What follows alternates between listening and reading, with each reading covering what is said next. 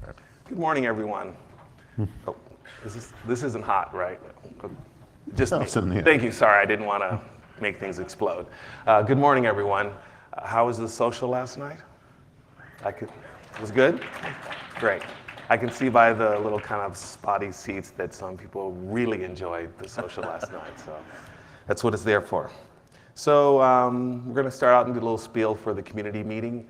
It's something that I think is very, very important to give you, the community, a little feedback of what's going on and what we're doing within the organization. So first thing I want to talk about is outreach. So in a previous outreach events, Sean Kennedy had the pleasure of going to Caribnog, and by pleasure, I'm referring to the ability to affect a greater audience. So there were 60 people in attendance, students, that he got a chance to speak to. And with those students, Sean gave out 10 qualities, 10 things that they really need to learn to help advance themselves and in their careers. And I'll talk about 4 of them. If you want to see the rest of them, you see at the bottom of that slide is the URL to where there's a full article that's been written about it. So number 1, professional success requires different skills that you need to succeed in school. Understand the importance of humility and learn to listen effectively, and also never stop learning. We got great reviews from that speech. It was also live streamed, so I think there's a video available as well. But it's part of NANOG's greater effort to be able to support the North American community, and I appreciate that our board chair was willing to go out there and represent our organization. Sorry, wrong way. Future outreach events. So we're going to try something a little bit different coming up in one of our next outreach events. Education is kind of an important thing for me, and I think it's an important thing for our organization. So we're trying our first university tour. So coming up in a few weeks, we're going to be going to University of Urbana-Champaign, we're going to Purdue University, and also Ball State. And what we're doing is we've tailored a NANOG presentation, kind of a mini NANOG, that will be kind of delivered to the students. This is a first-time effort, and we're going to be kind of fine-tuning it. The program committee, we have a subcommittee within the program committee that's referred to as the outreach committee, and they've been instrumental in bringing this all together. So we have some great people working on that, and this is part of what we're trying to do to expand our community and expand the reach of NANOG. I'm going to be going out with Crossy, and we're going to be doing a STEM talk and also some other presentations at the university. Ben Venerable and Marcus Holt who are both part of the community, have been challenging us, NANOG, to go out to their community and to support their efforts. So this is a part of reaching out to the greater community beyond those who can normally come and intend to be a part of a NANOG meeting. NANOG college programs. So I'd like to talk about our scholarship winners. We have 2 scholarships that we put out, the I always get this name, Ahuja Scholarship, and also the John Postel Scholarship.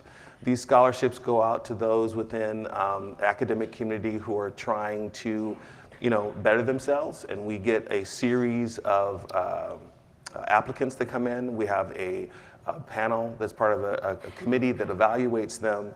This year's winners were Celine from Georgia Institute of Technology, Sydney from the University of Pennsylvania, Daniel from Oklahoma State University, and Chinas from Cornell University. So these students were awarded scholarships on behalf of NANOG. And part of your membership dollars going to support these programs, so thank you for being members.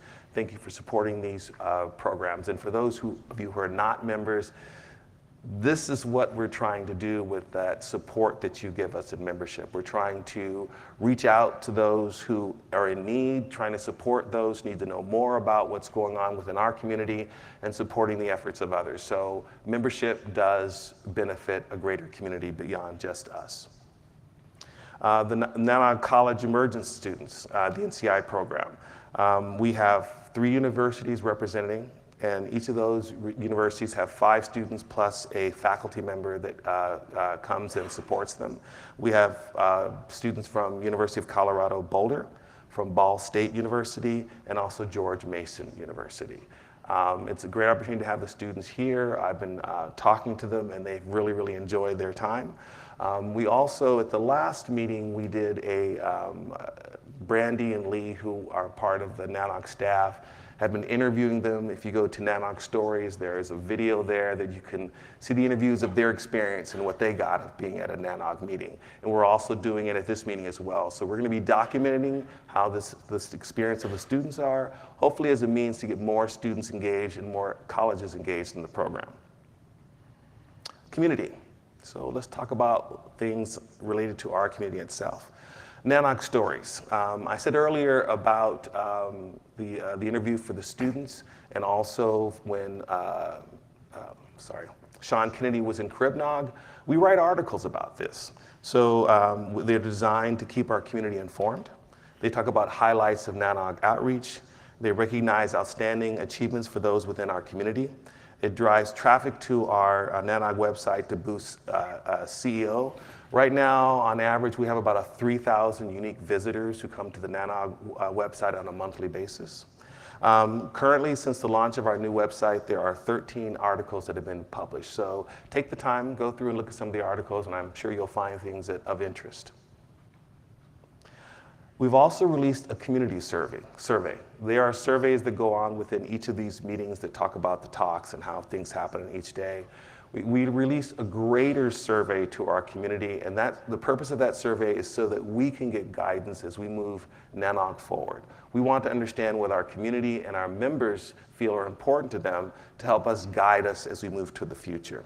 So this survey, the focus really is, what other conferences do you attend? We're trying to get an understanding of what you guys like to see, what kind of speakers that are at those kind of conferences. We're trying to understand, how do you feel about the quality of our meetings? We're trying to get an understanding of how do you feel about NANOG governance, what outreach initiatives are important to the community, and what are some of the, and why some become members and why others choose not to. Again, all these things are helping us in terms of governance within our organization. If you want to take the survey, if you look at the bottom of the screen, there's a URL that you can get to take our surveys. And please, that feedback is critical for us. So I want to talk a little bit about the industry as a whole. NANOG is a community that's connected to an industry. What happens in the industry directly affects the community. And so I was doing a little bit of research, and here's some things that I find that I think the audience might find a little bit interesting. Right now, according to the Bureau of Labor and Statistics, there are 383,000 people who have the job title of network engineer. I did a search on Indeed.com and find that right now there are currently close to 30,000 openings in that narrow field of network engineering. If you start to expand it out and start to look at other kind of related careers, there's about 130,000 job openings within our community. And in that, according again to the Bureau of Labor Statistics, it's going to increase by 19,000 over the next 5-6 years is the projection. And that is an industry that competes within about 700,000 open tech jobs. The field of cybersecurity expected to have 3.5 million unfilled jobs by 2020. So why do these numbers matter? These numbers matter because it means that we're running into this crunch time where there's just not enough people to keep sustaining what we're trying to do. Most every major company has job openings that are left unfulfilled, and which turn around and kind of reflects what we have here. I believe that NANOG can be key to helping support the community and the efforts. The pain points the community has is the pain points that we have as an organization. And how can we, NANOG, help address some of those issues? These are all questions, so we can encourage students to consider careers in network engineering, develop outreach programs that empower the next generation of network professionals, create training programs at NANOG conferences to help individuals achieve their career goals, develop programs that help mitigate the industry's employment challenges. So these are some of the things that we're considering as a community, things that I think we're considering as a board, and how we can support our community, support our organization, and to do good. NANOG is a nonprofit organization, and as a nonprofit, our stance is to do good. And how can we be doing the best good for our community, for our members, and also for the industry as a whole? So now I'd like to invite folks up from the program committee and to give you some insight how the inner workings of our program works. Thank you. Yeah, so a week or two ago, Edward said, hey, I'm going to do a community meeting, as he's done a few times. Maybe the program committee could talk about what you do. And so I'm Benson, we've got Vince and Steve. We are the officers of the program committee. But the program committee it's actually a big team, 25 people right now. I think, is that the largest it's ever been? Yeah. And it's working pretty well. That being said, I assume most of you don't even know what we do. So I had an ugly diagram. Edward prettied it up. Thank you. I made it as a circle intentionally, right? Because we iterate meeting after meeting. We do the same things. We kind of fall into a pattern. It turns out, as I've said a couple times, most people don't know what that pattern is. They don't know how to engage with it. If you want to make a submission, you want to understand, when is a talk going to be accepted, et cetera. So, real quick view. First of all, there's about 3, sometimes 4 months in between events, right? So you can imagine this cycling over that time period. Shortly after each NANOG, we issue a call for proposals. It has a link where to submit a talk idea. And then, slowly over time, people go to the portal, they create, let's say, a proposal, has an abstract. As that happens, so we're receiving proposals, as that happens, we assign someone we call a shepherd. The job of the shepherd is really to just sort of walk through the process with the speaker, provide feedback on the content, the idea, help make it work well as it can, right? So if you, for example, want to submit a proposal, within a couple weeks after making that submission, you should get an email from somebody on the program committee saying, hi, I'm your shepherd, here's how to get a hold of me, etc. This is a point that I want to make sure is understood. We usually don't start voting on whether to accept a talk or not until we see slides. This is something a lot of people don't quite understand. They wait until the last minute to give slides, which means we don't start voting until the last minute on that talk, which often means we've filled the agenda and people miss out on the opportunity to present. So anybody in the room that's considering making a proposal, when you make the proposal, my just personal advice to you is upload slides, even if they are super early draft. It gives us a better idea, more than we can see in just the abstract, for example. Once we see those slides, the program committee as a whole, when the shepherd says the slides are there, it's pretty much ready for us to begin to evaluate. We start voting. And there are, as I said, there are 25 of us. We have a threshold of around 10 people we want to make sure have reviewed the material first. They give a rating between 1 to 5. Typically something that's in the, let's say, mid to high 4s means everybody on the program committee wants to see that talk. As it drops down, we might actually decline talks if they're not at the level that we want. When we vote, we choose to accept it, there's a deadline for the final slides to be provided to us ahead of the meeting. That's important because we review those slides for several things, but mostly to make sure that they're not marketing material. There's not logos that are advertising to you, right? As the community at NANOG, we're trying to make sure that you get good educational content and not just advertising, not sales pitches. And then, of course, we publish the agenda. We have the conference. We iterate on this over and over again. That being said, so in this cycle, I look back. Thank you to Val for providing some numbers to me. We get varying numbers of proposals, meeting after meeting. It sometimes depends on the locale. Is it a place people want to be? Do they want to present that, et cetera? We accept, you see on the far side, the far right, we accept about an average of 30 talks or pieces of content.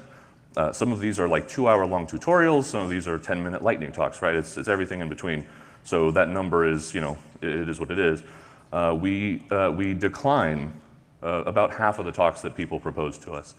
I don't know if that's a metric of quality or not, but it's an interesting thing for us to track. Certainly, we can't put on a good conference as a program committee unless you, as a community, give us good content. So, I encourage you to please give us your ideas. By the way, if you have an idea for a talk and you're just not sure, maybe on the fence, talk to us. We are always here to help. You bounce ideas off, etc. And with that, That's me. sorry. So the program committee is self-organized. That means the board doesn't get to tell us how we do things. We decide ourselves. So after every selection cycle in February, our first meeting, we vote on officers, and then form subcommittees as needed. Excuse me. So the officers, as listed here, are the chair, Benson in this case, who leads the committee, moderates the conferences, and also very importantly is our liaison to the board. So he attends the board meetings, advocates for us in front of the board, and reports back what's happening on the board. The vice chair, Vince, this time is assists the chair and fills in as needed, and also does a fair amount of the grunt work behind the scenes. And the secretary, me right now, is in charge of organizing the presentation content. So the fact that there were slides up for you to see is because me and my committee managed to do that in time, and also act as backup for the chair and vice chair. We have a bunch of subcommittees, and it's important to realize that this evolves over time as we see needs and people volunteer and become interested in things. I'll mention a couple of them. There's a lot right now, but the content management committee is the one I lead, which is, like I said, responsible for reviewing the slides, making sure that the logos are gone, things like that. We have the hackathon committee, which put on the hackathon this past Sunday and before every meeting. They do a lot of work getting prepared, working with the sponsors to get that going. Keynote committee invites and finds keynote speakers. I want to thank them for doing an excellent job for this particular NANOG. We have the Lightning Talk committee that solicits and organizes the Lightning Talks. And Outreach are the ones who are organizing these external events like NANOG on the Road in the past and the university program that's happening next month.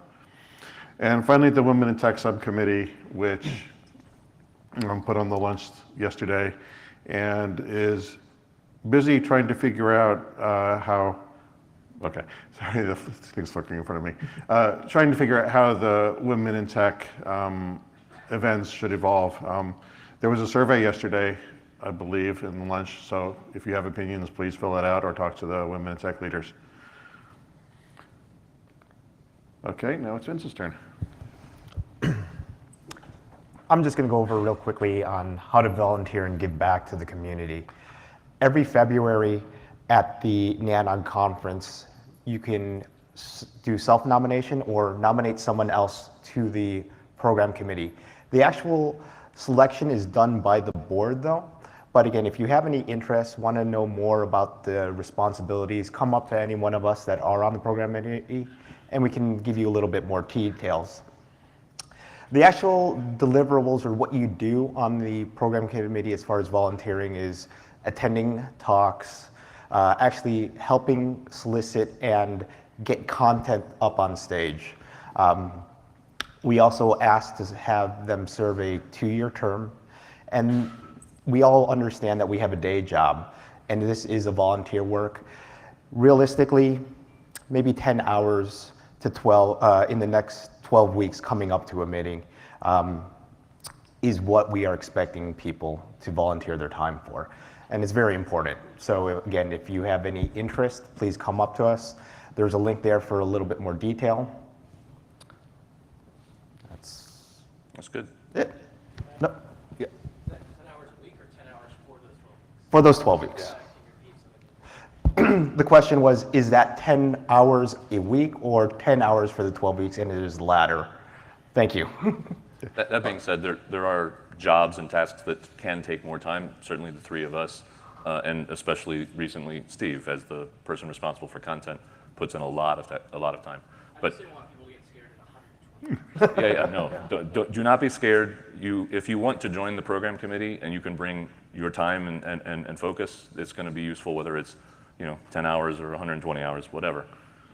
We'd appreciate that. Right, and I'll just mention also that the next solicitation for program committee members will be probably in January, for selection in February.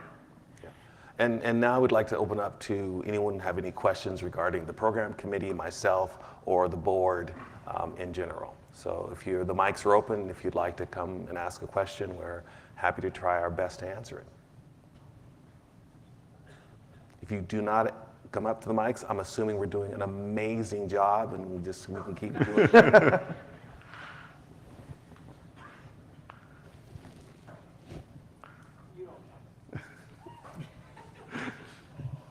Hi, Chris Woodfield, Salesforce, former program committee member. One thing that I noticed is missing from those slides is the fact that there is a subcommittee in the program committee that organizes the Sunday hackathon. I was there. There was a hackathon on Sunday. Oh, there was a bullet point. Okay, I must have missed it. I'm sorry. No, if we didn't highlight it enough, though, that's actually a great example. We've organized the PC into these subcommittees so that we can have people focus, get things done. The hackathon's a great example. There's a subcommittee of people who make that event happen. And so, for example, if you love the hackathon and you want to see it continue to improve, volunteer. You can be on that subcommittee. You can help make the hackathon work. It's a great event, I think. And thank you, Chris, for being on the PC in the past. And for chairing the hackathon subcommittee in the past.